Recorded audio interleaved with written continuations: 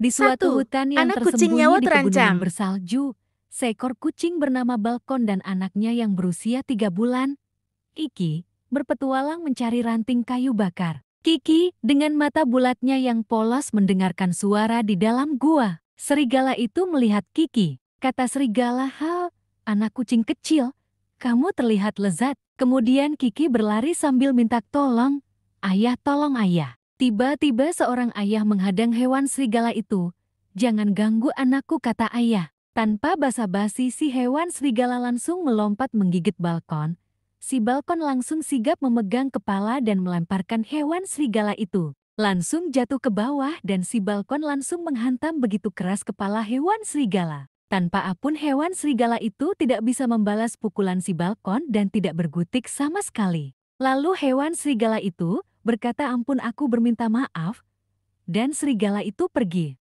Lalu mereka berdua keluar dari gua dan melanjutkan pencarian kayu bakar bersama-sama. Sesudah mencari kayu bakar mereka berjalan pulang dengan wajah bahagia. Dan sesampai depan rumah dia langsung masuk bersama menikmati kopi di depan api unggun.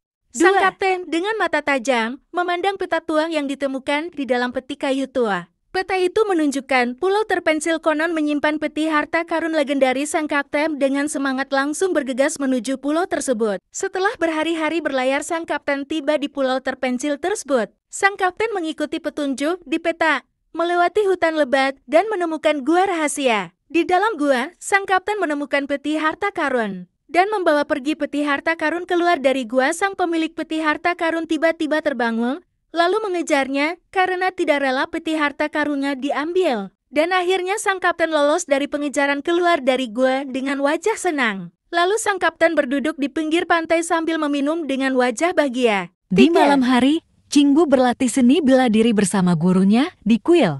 Keesokan hari di desa itu diserang oleh sekelompok perampok yang jahat merampas makanan. Cinggu yang sedang bersama gurunya mendengar teriakan dan tangisan dari desa. Cinggu segera berlari melewati hutan menuju desa yang tidak jauh dari kuil.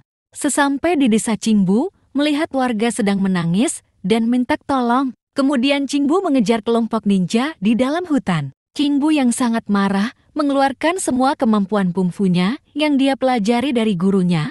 Dia menggunakan cakarnya yang tajam, menendang, melompat, dan kelincahan menggunakan pedang. Dan akhirnya Cinggu mengalahkan semua kelompok ninja. Para penduduk desa berterima kasih kepada Cinggu atas keberaniannya.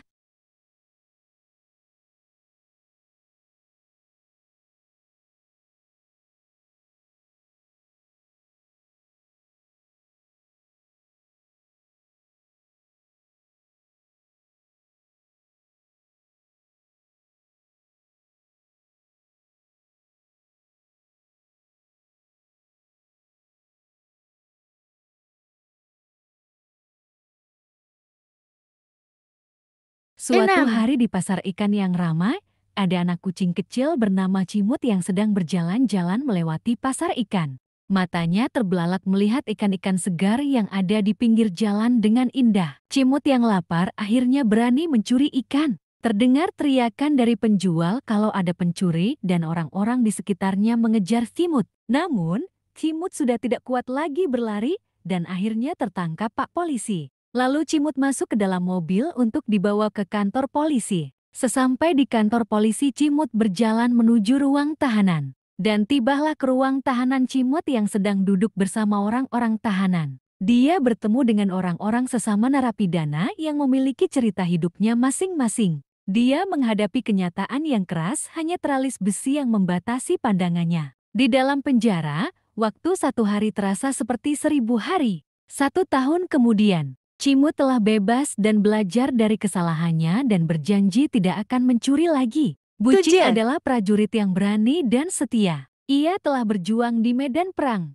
Ada sang istri setia menunggu suaminya pulang. Setiap hari, dia berdoa. Di bawah sinar matahari yang terik, suaminya tertembak terluka parah lalu meninggal. Suatu hari, seorang utusan datang membawa kabar buruk. Suaminya telah gugur di medan perang. Lara menerima berita itu dengan hati hancur. Langsung pergi ke tempat rumah sakit karena tentara yang gugur berada di rumah sakit. Sesampai di rumah sakit, Lara pun bergegas berjalan langsung masuk rumah sakit dan sampailah di depan pintu ruangan kamar pasien. Lara melihat begitu banyak tentara yang gugur termasuk suaminya. Lara mengenakan pakaian hitam dan dia merasa dunianya runtuh. Melihat suaminya akan dimakamkan. Tibalah di tempat pemakaman suaminya, kini sudah dimakamkan. Di depan makam suaminya, Lara berdoa untuk suaminya yang telah pergi. Lara melanjutkan hidupnya dengan kenangan tentang suaminya.